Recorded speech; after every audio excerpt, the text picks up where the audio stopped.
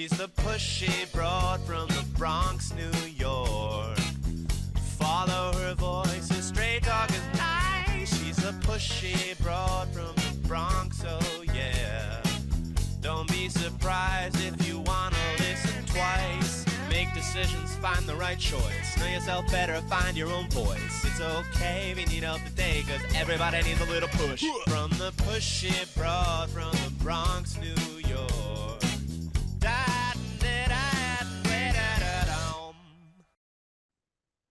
Good morning, Transformation Network listeners. My name is Ellen Stewart, and I am the pushy broad from the Bronx. Welcome to my show, Recovery Recharged, where I share advice and support from experts in addiction and recovery.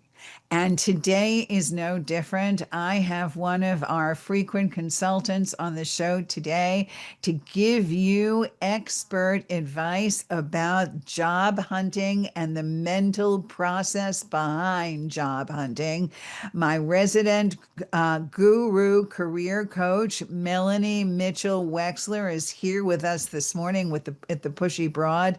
And Melanie, as you already know, having been with us 7 times, brings 20 years of recruiting and staffing experience, does private career coaching for the entire country. She's available to you, and she's going to tell you where to find her. So if you need her, you get in touch with her. She's been doing this for close to 10 years, and she has had great success as a recruiter. She has immense knowledge about the market, about the personal and professional struggles in job searching, and I think you need to hear this today. So she's written an article that prompted me to bring her back, which we will discuss. The Pushy Broad from the Bronx welcomes my friend, my guru career coach, Melanie Wexler. Good morning, Melanie. How you doing? Good. I'm doing good. I'm glad to be here. Thanks for always having me. I appreciate it. Thank you so much. Look, you give it to us straight. You have infinite knowledge. I think you are the LinkedIn professional on top of everything else. And I was so struck by an article that you wrote, something about, personal career journeys. Tell us a little bit about the article and how important it was for you. Yeah. So, I built this career up 20 years as a recruiter. Had to make the decision that the company I was with no longer was the right company. I was 8 years. I hadn't been in the job market for 8 years. Did not matter if I had been on one side of the fence, put myself in the market. And this is back in 2017. And honestly, now that I look back on it, I see changes in the job market even from back then, and not necessarily kind of realizing the big picture. But what I struggled. I initially got an opportunity, was really excited about it, ended up not being the right opportunity. Promises that were made were not kept. By this time, I had not been working for several months, so financially was struggling, single mom. My son was off at college. I was raising my preteen daughter, and I was struggling big time. And I went, at that point, months, and I know there's people out there that have gone even further than that, but I was, landed a job. It was been October of 2017.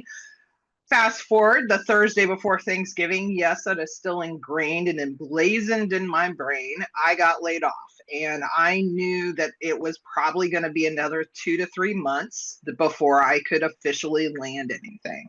And I was right, because we were going into the holidays. People don't hire recruiters during in the month of December. So by then, I was broke. My dad had started having health problems. My parents were helping take care of financial needs that my son was having in college. Everybody was stretched then. So it wasn't like, oh, well, we can come in and, rescue Melanie or, help Melanie out, even though I was a grown adult. And, but, that's just how my family was. And I literally, there's times I think we maybe had $20, to my name. And so I, started writing resumes. The first one I always say was a bone, probably just to throw some cash at me. But then I landed a real, what I call, that first one was a real client, but it was a friend. And so Well, that's where it it was, starts, right? It starts with that's where friends. it starts. Right. You know, it starts with somebody saying, you know, I know you can help me. Hey, how much, you know, I had no clue what to charge. I didn't, you know, I wasn't planning on starting a business. I was still going to go corporate recruiting. That was my focus.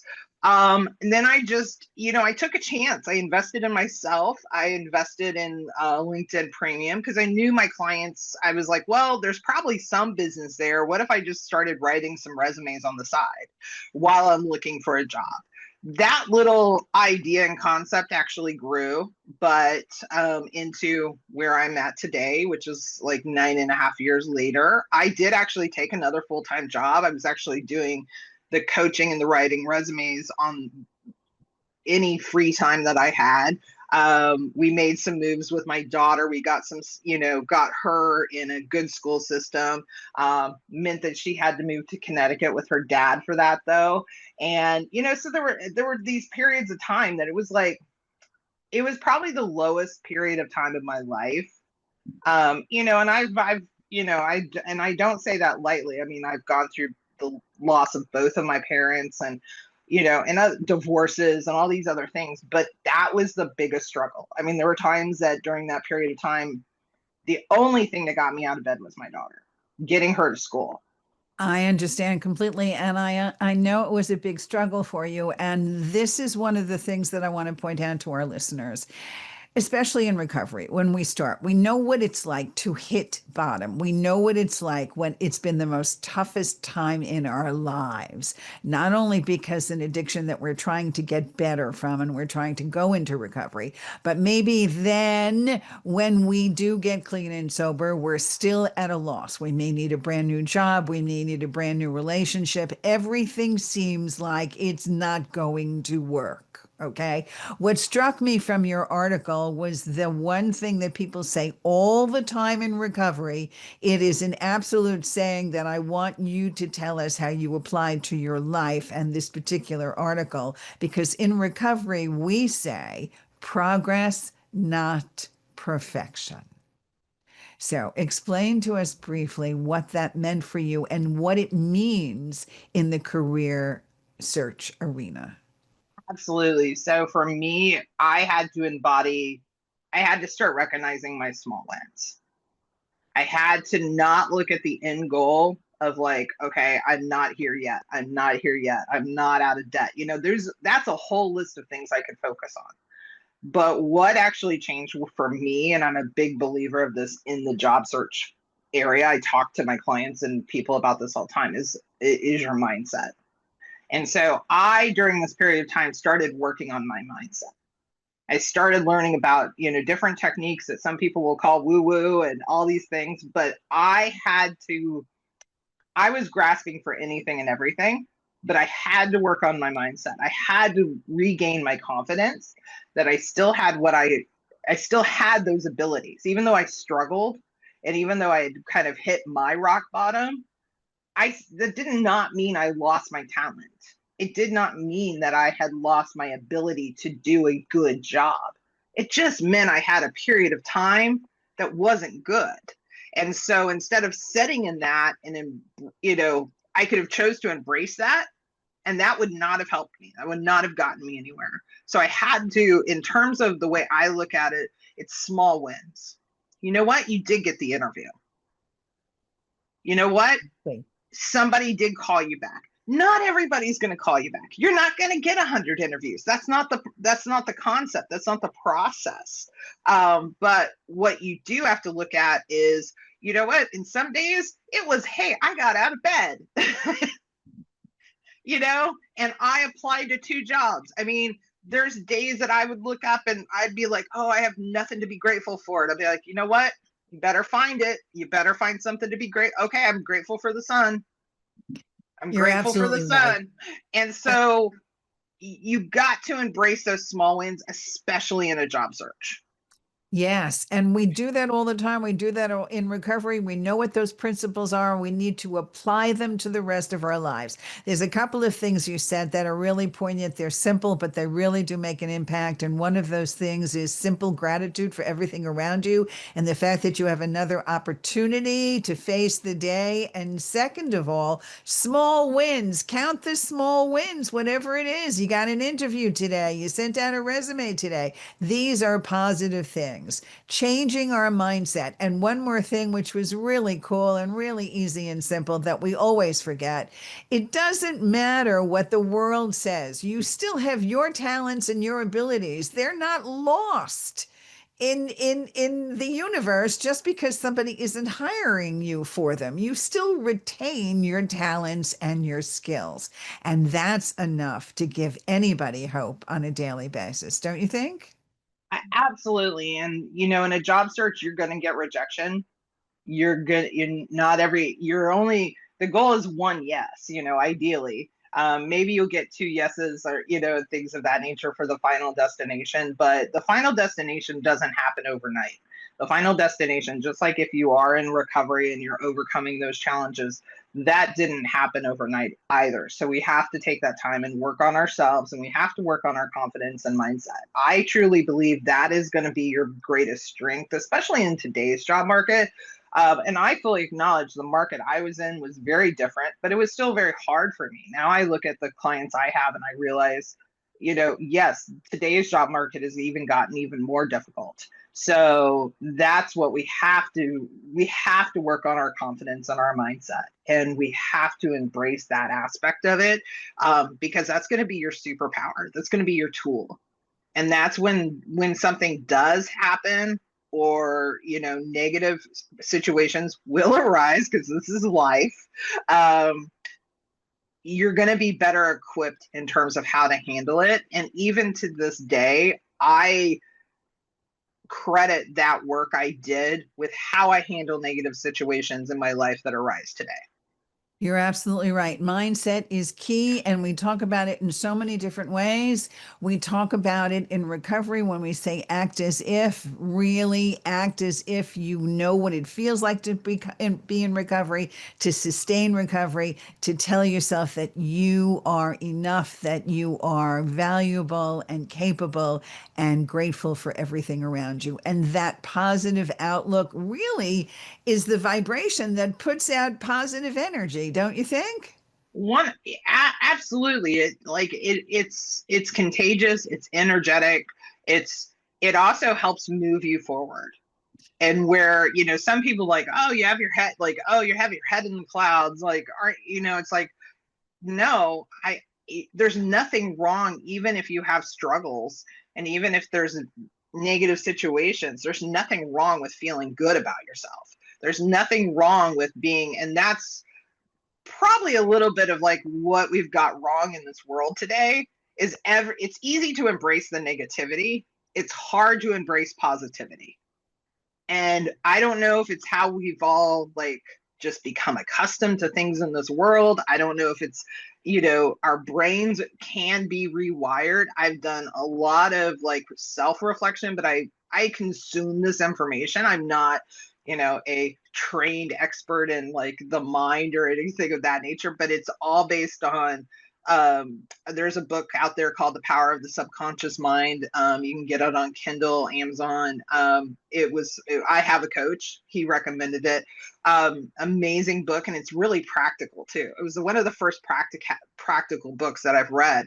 And I just read that this past summer because I'm always trying to make my brain stronger, and I'm always trying to make my confidence stronger and just lead a positive life. Like, we don't need toxicity and toxic negative things. We've got enough struggles. So let's not add to it. You're absolutely right. So I know that you do some great career coaching work. Would you please tell people about your website and where to find you? Yeah, so you can go to my website, findsucceedachieve.com. And you can always message me directly there, or you can find me on LinkedIn. I spend a pretty big chunk of my day on there. And so those are two of the easiest ways to connect with me. Wonderful. All right. So We know sometimes it's really, really hard for people to try to get the great mindset when there are bills that need to be paid. Okay. That's the biggest thing.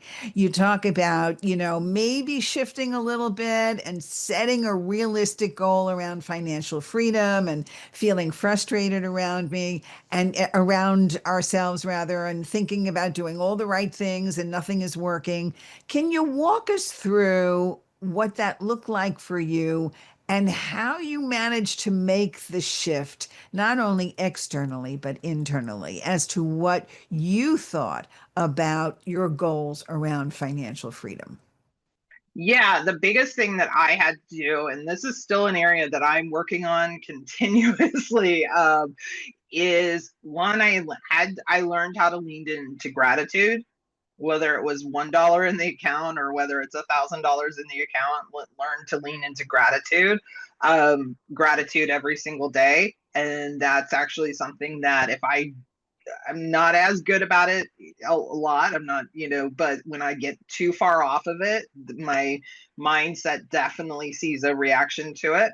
The other biggest shift I had to start learning was really just holding myself accountable and making sure that I was documenting when it came to financial issues, really documenting all of my spending and really being able to understand like where my money was going, how I could where could I save money, understanding that I wasn't going to pay off all of my debt, and because like what was the priority, and like yes, I can tackle the debt, 4 or 5 steps down the road, that it's still going to be there, but I need to tackle other things first. And so the biggest lesson there was like not feeling like I was a failure for not tackling it, which is the whole concept of like you've got to have, like, you're trying to eat the elephant in one bite. It's not possible, so you've got to start small and then you got to work your way up.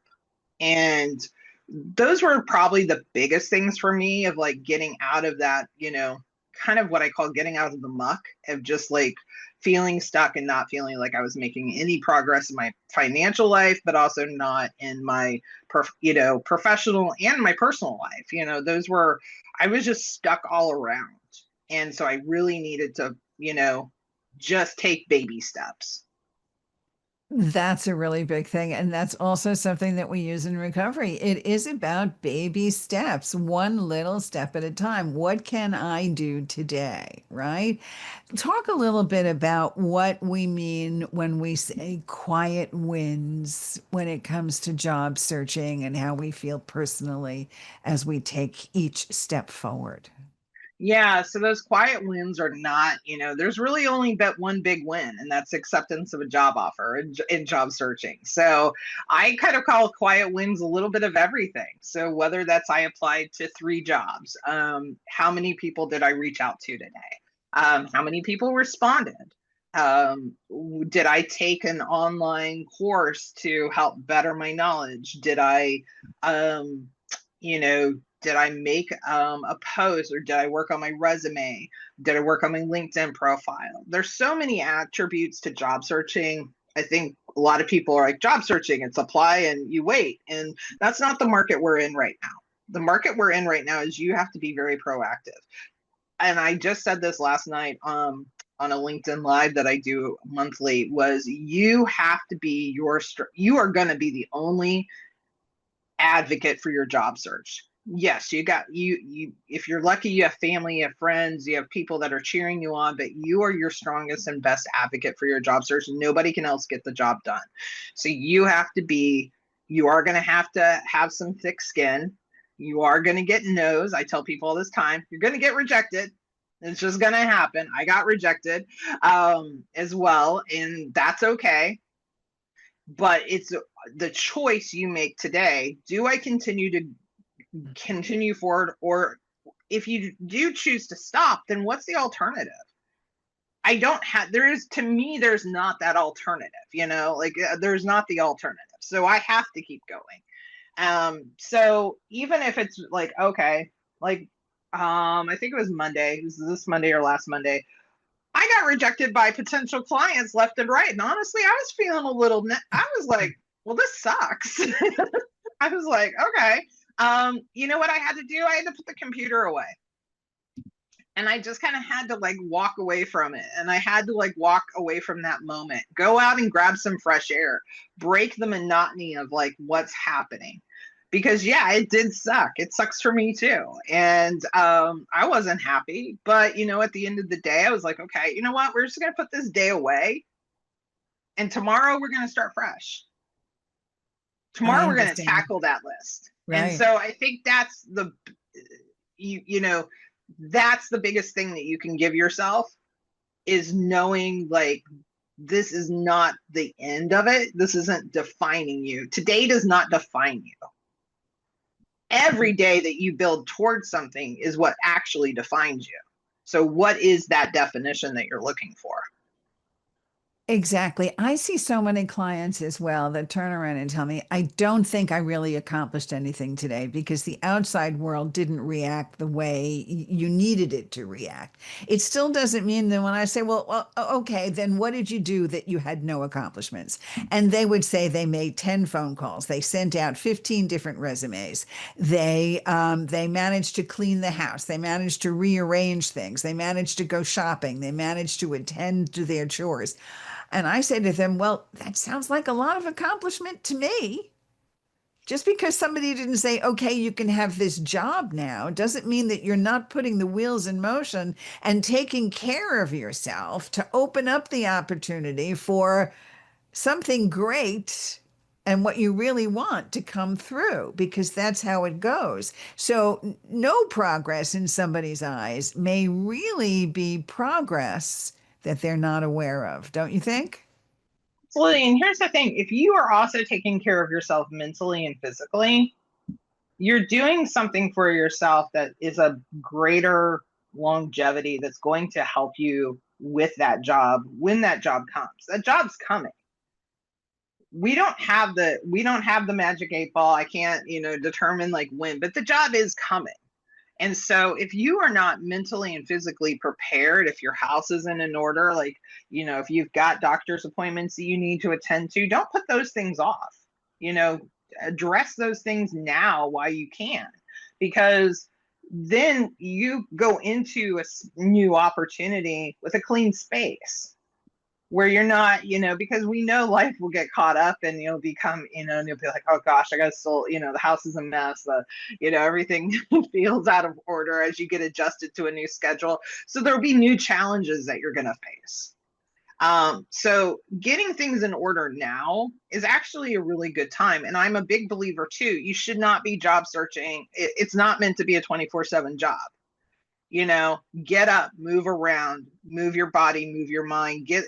I know it's really cold in a lot of places right now. So I'm not going to necessarily say go out and get some fresh air, but, maybe stick your head out and just take in a real quick fresh spot of air, but then go back inside. But spring's coming. I tell myself that spring's coming.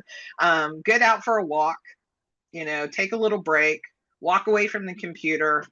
If something is, if you're consuming, don't consume negative news, don't consume negative, don't get caught up on all the negative reports that you see about the job market. Focus on your journey and your job search. Very good. So we know that it is taking a little bit of time for people to get what they want. And some people get lots of job interviews and they go on them and nothing, and people wait forever.